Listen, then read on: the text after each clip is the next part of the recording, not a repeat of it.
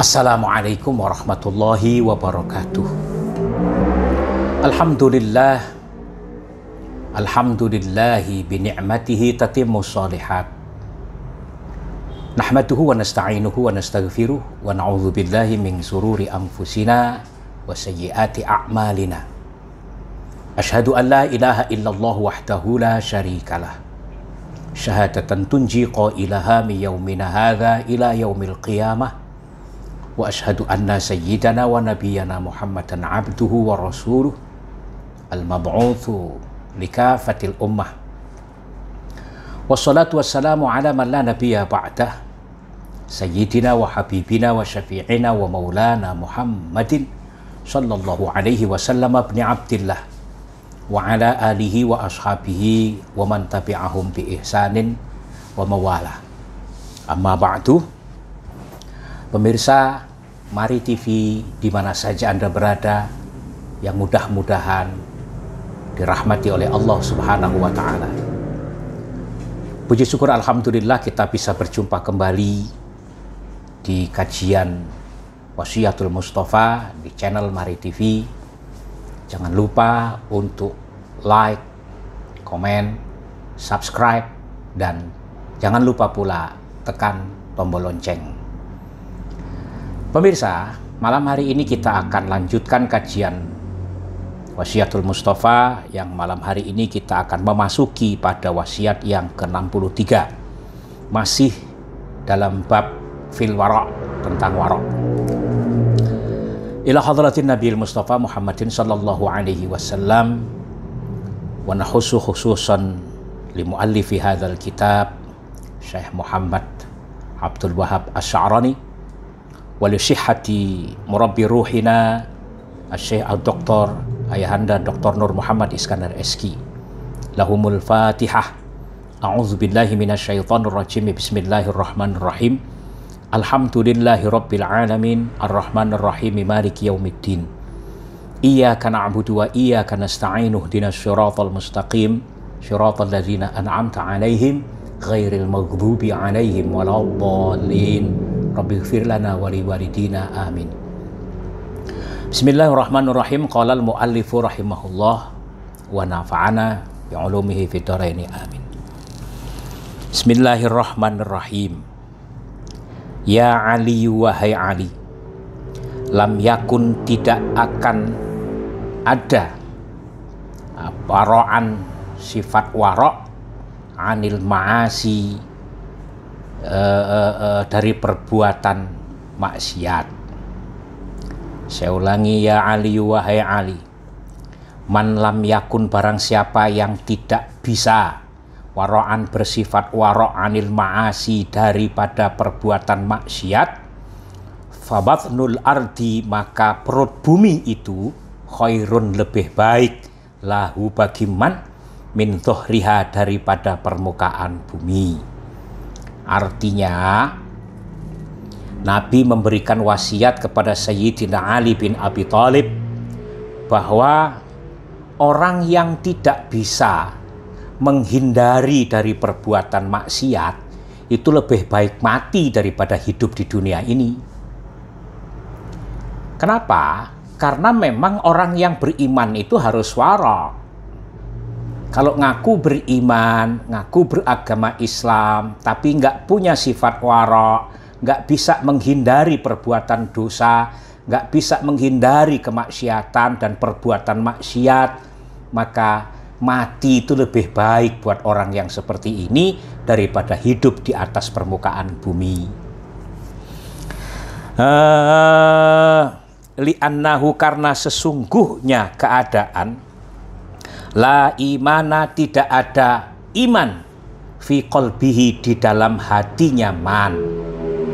Jadi orang yang mengakunya beragama Islam tapi dia nggak mau menghindari maksiat, maka orang tersebut sesungguhnya tidak ada iman di dalam hatinya. Karena separah-parahnya perbuatan orang yang beriman itu pasti kalau dia berbuat salah hatinya akan menolak. Tapi kalau dia sudah berbuat maksiat kok hatinya nggak menolak dan nggak berusaha untuk menghindari maksiat, berarti orang tersebut sudah tidak ada iman di dalam hatinya, mati lebih baik daripada dia hidup di muka bumi itu. Ya Ali, wahai Ali, ya Ali, wahai Ali, aslul wara'i, aslul wara'i, dasarnya warok itu tarkul harami, meninggalkan perkara yang haram. Jadi dasarnya orang yang warok itu adalah meninggalkan perkara yang haram. Wa ma harramallahu, dan hal-hal yang diharamkan oleh Allah. Ya, apa bedanya tarkul haram dengan ma harramallah? Artinya kalau tarkul haram itu meninggalkan perkara yang secara ainiyah clear dia haram. Minum minuman keras, pakai ganja, sabu-sabu, zina, judi, itu sudah clear bahwa itu diharamkan oleh agama Islam. Lalu wama harramallahu, dan hal-hal yang diharamkan oleh Allah, ainiyahnya mungkin halal, tapi cara mendapatkannya haram, maka itu diharamkan oleh Allah. Contoh, ente beli beras, beras itu halal, tapi karena cara mendapatkannya dengan membeli, dan saat membeli pakai uang, dan uangnya itu Anda dapatkan dari hasil korupsi, maka beras yang engkau makan itu pun diharamkan oleh Allah Subhanahu wa Ta'ala. Dasarnya orang yang bersifat warok itu meninggalkan secara jenisnya dia haram, dan meninggalkan secara cara mendapatkannya haram. Kalau dia punya sifat warok, dia akan hati-hati untuk memakan makanan dengan cara memilih dan memilah jenisnya halal atau haram. Yang kedua, dia juga hati-hati dalam mencari harta supaya dia makan makanan yang tidak dibeli dari cara korupsi dan makan duit orang lain atau dengan cara yang haram.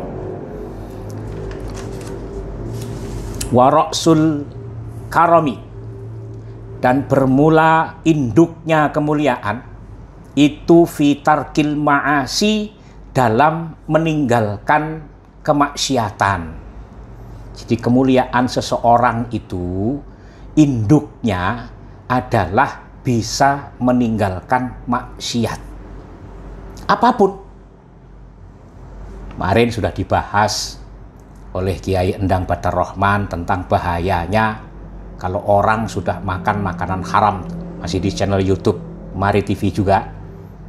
Orang itu kalau sudah makan makanan haram, bahayanya adalah apa yang dia makan itu akan membuat yang memakannya cenderung untuk berbuat haram. Ente punya makanan beras, cara mendapatkannya beli dengan cara duit yang haram. Maka saat dimakan oleh anakmu, maka anakmu nanti akan cenderung untuk berbuat perbuatan yang diharamkan Allah. Begitu pula perbuatan-perbuatan yang haram itu jika dilakukan, maka orang tersebut juga akan cenderung ketagihan dan terus-menerus melakukan perbuatan haram tersebut. Maka harus segera bertaubat dan berjanji tidak akan pernah mengulangi lagi apa yang pernah dia lakukan berupa perbuatan yang diharamkan. Karena Ra'sul Karam fitarkil ma'asi, induknya kemuliaan seseorang itu terletak pada kemampuan dia meninggalkan perkara-perkara maksiat. Maksiat itu apa? Maksiat itu setiap perkara yang dilarang oleh Allah lalu dilakukan, maka kelakuannya itu bernilai maksiat, durhaka kepada Allah.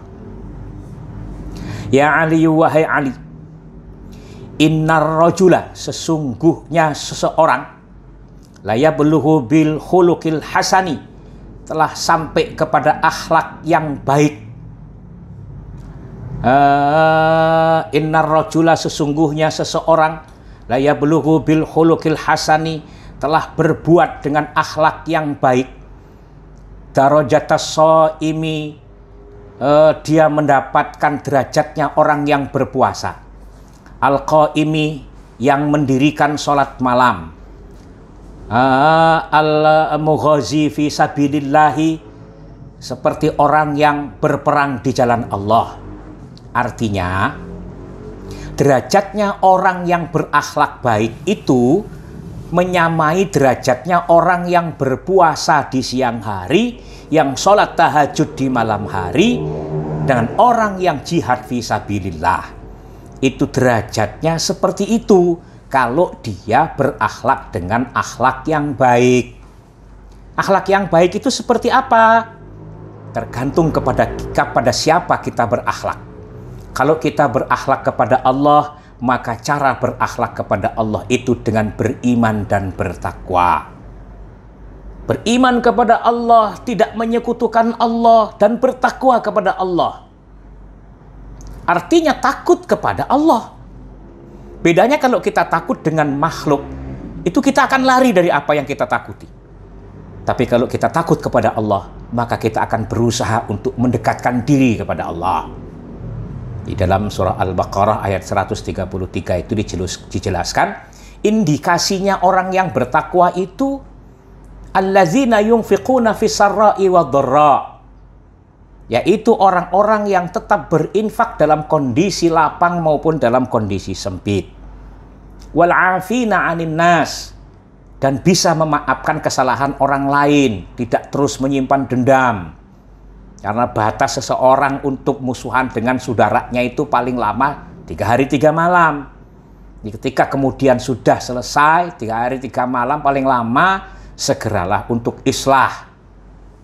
Akhlak yang baik berarti kita tidak boleh menanam dendam lama-lama, menanam amarah selama-lamanya. Begitu sudah orang yang bersalah minta maaf, minta ridhonya, maka kita maafkan. Kemudian walladzina idza fa'alu fahishatan aw zalamu anfusahum dzakarullaha fastaghfaru lidzunubihim wa may yaghfiru dzunuba illallah. Orang yang apabila terlanjur melakukan sebuah perbuatan dosa, maka dia segera ingat kepada Allah.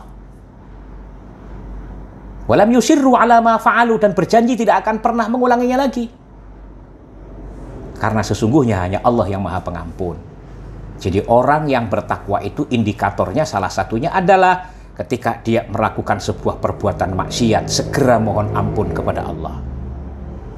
Itu akhlak yang baik kepada Allah. Akhlak kepada Rasulullah, hendaknya dia memperbanyak baca sholawat dan mengikuti sunnah-sunnah yang diajarkan oleh Rasulullah. Banyak baca sholawat, itu bagian dari rasa cinta kita kepada Rasulullah, berakhlak kepada Rasulullah. Karena sholawat itu sebuah ibadah yang paling gampang dan paling banyak pahalanya. Orang bersolawat itu nggak mesti harus punya wudhu. Orang bersolawat itu nggak mesti harus di dalam masjid. Orang bersolawat itu nggak mesti harus duduk termenung begitu. Sambil masak baca solawat itu berpahala. Dan solawat itu nggak perlu niat. Asalkan Anda bersolawat, maka Anda akan mendapatkan rahmat dari Allah. Dalam sebuah hadis disebutkan, barang siapa yang bersolawat kepadaku 1 kali saja, maka Allah akan bersolawat kepadanya 10 kali.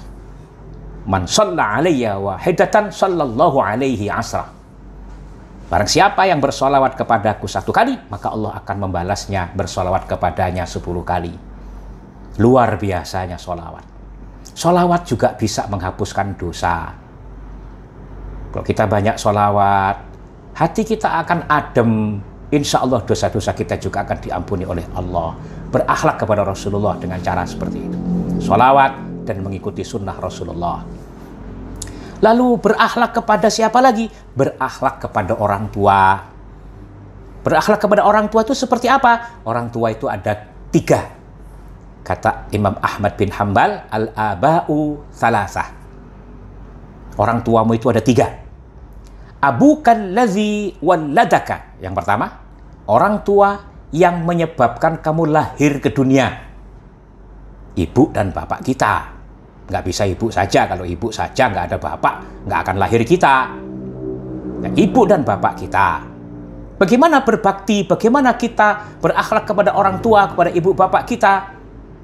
Jangan pernah kau singgung perasaannya, jangan pernah kau bikin sedih hatinya. Sebab ibqa'ul walidaini min ba'dil uqubah wal kabair. Membuat orang tua menangis itu bagian dari uquq, bagian dari durhaka wal kabair, dan dosa besar.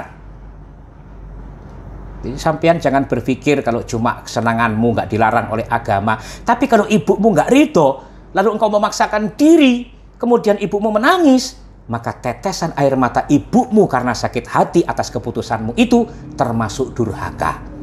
Dan durhaka itu dosa besar.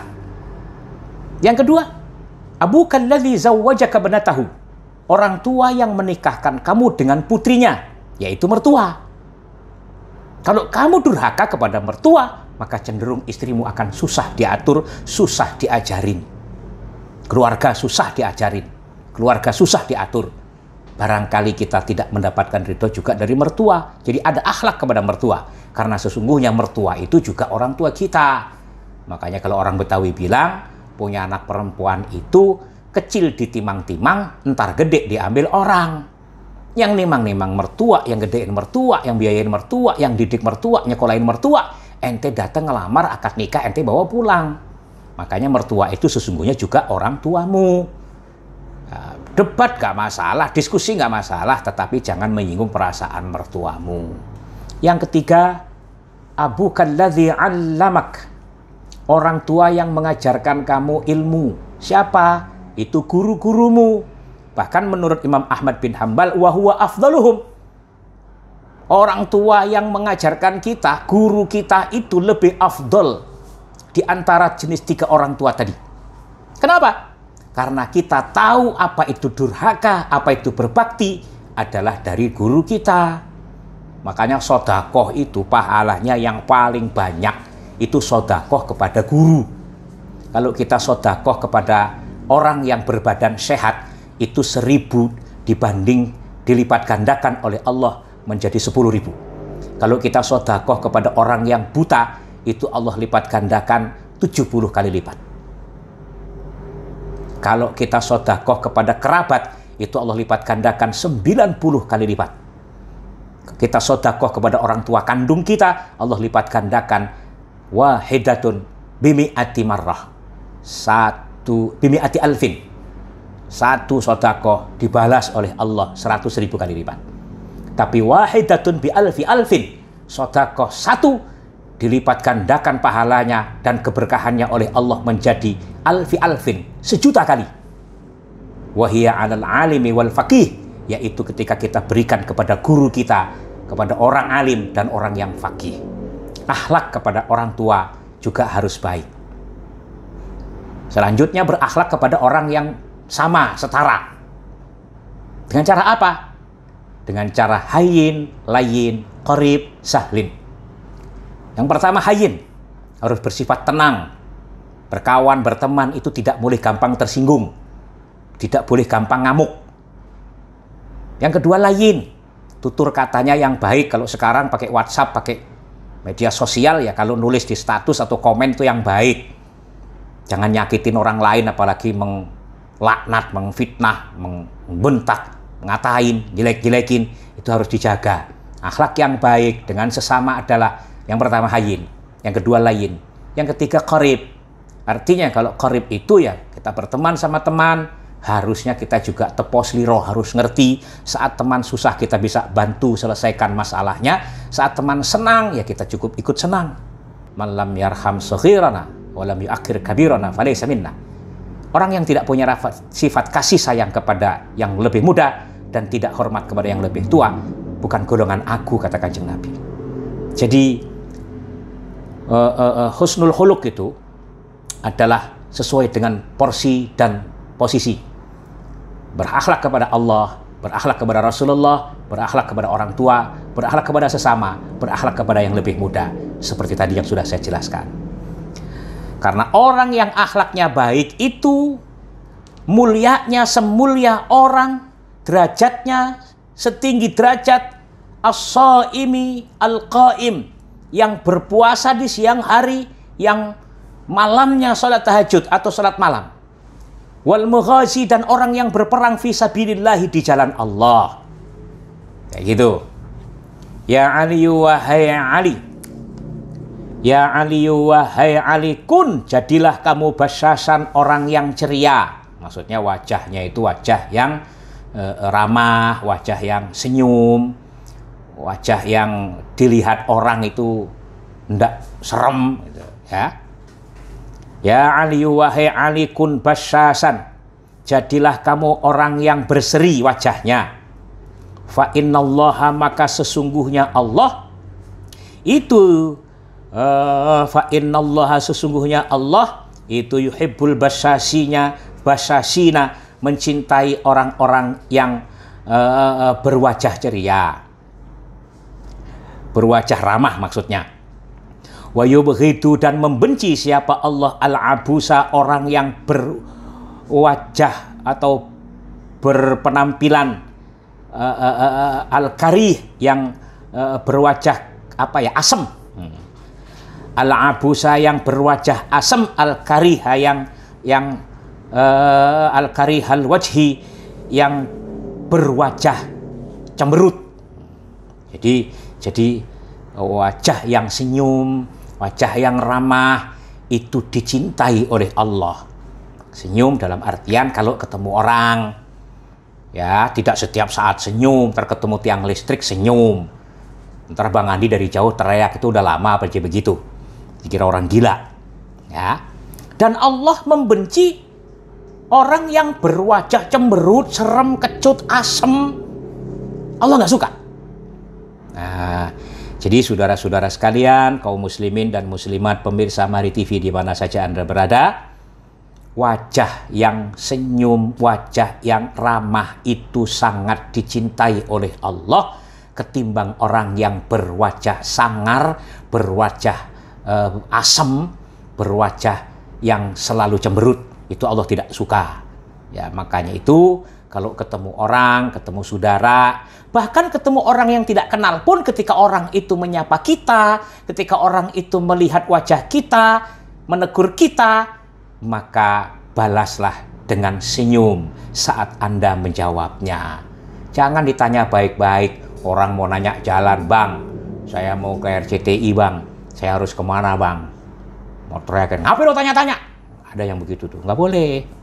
Kalaupun Anda tidak tahu misalnya, jawablah dengan cara yang sopan, dengan wajah yang senyum, wajah yang ceria. Mohon maaf Pak, saya juga belum tahu. Saya orang baru dari kampung. Itu lebih baik daripada saya nggak tahu. Bang, menanya doang kan, Bang, ke RCTI lewat mana? Tahu. Nah, itu wajah yang tidak disukai oleh Allah. Wajah yang ceria, wajah yang ramah adalah wajah yang dicintai oleh Allah Subhanahu wa ta'ala. Demikian, mudah-mudahan bermanfaat. Jangan lupa sekali lagi subscribe, like, komen, dan nyalakan tombol lonceng. Demikian kurang lebihnya, mohon maaf.